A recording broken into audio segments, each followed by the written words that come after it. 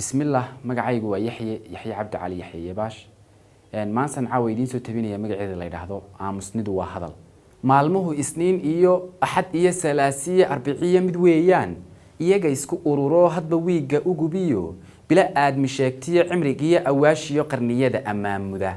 ayaamaha laftooduna afarqaadka mirarkiyo saacadaha idlaadiyo sikinka ordayay abtirsiinta sheegtaan hayashee ifraaxay nin intaa isdhowraa aakhiro badbaado sida aad adduunyada uga eed baxdaabaa rabbi ku ilaasha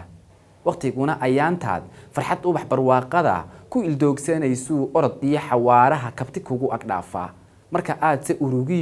murugiya asay iyo aramida guraysu kolba aad yarluuda ifku waa sir iyo caad intaanaad arkaysana inta aad ilduuftee ishu daadi weydaa afarlaab ka badano waqtiguna ayaantaad farxad ubax barwaaqada ku ildoogsanaysu orod iyo xawaaraha kabti kugu agdhaafa uurkuna dareenku afka sheeg idhaahda inta uu ka oodmee ereyada u waayaa kulay aad u badano aamusniduba waa hadal la adeegsi bida goor erey ku istaadmay ana saaka beerkaan muddo seexa idhiba igu laba kacleeyo markuu aamu diidaan tixda arar la sheegiyo maansada abuura marka uurku ooyaa gabayguna ilmeeya sababu ilaahay muslim qira arkaantiyo kaga dhigay islaamo sababu ilaahay Soomaali awrliyo kaga dhashay abkaaso sababu ilaahay insaan kastiririyo karaamada qof aadmiya kaga duway aboor iyo abeesiyo dugaage dadka oo iimaankiyo ashahaada qiraya marka ay kun eeniyo kuman ee xadhaartaan ibni aadan sheekiyo anigiyo aanaan oran ku ilaaba garashada xaqu waa aliye nabi ka adkow oraahdood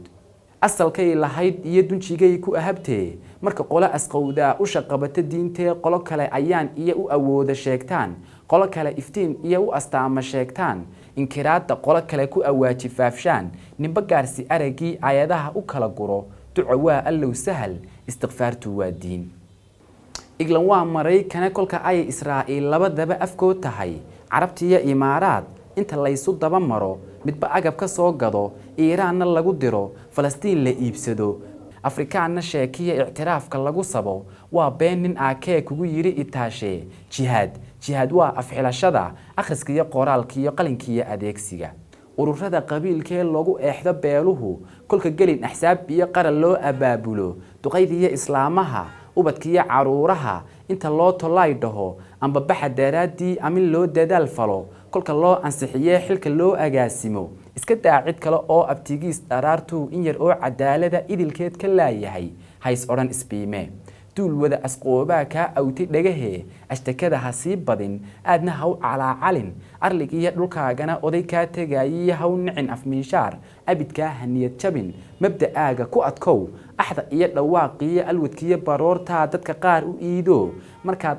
dhawaaqdeed iga daatiraahday usha kula dhacaano looma ooyo ruuxan ilmadaada dhabankiyo u qalmaynin urugada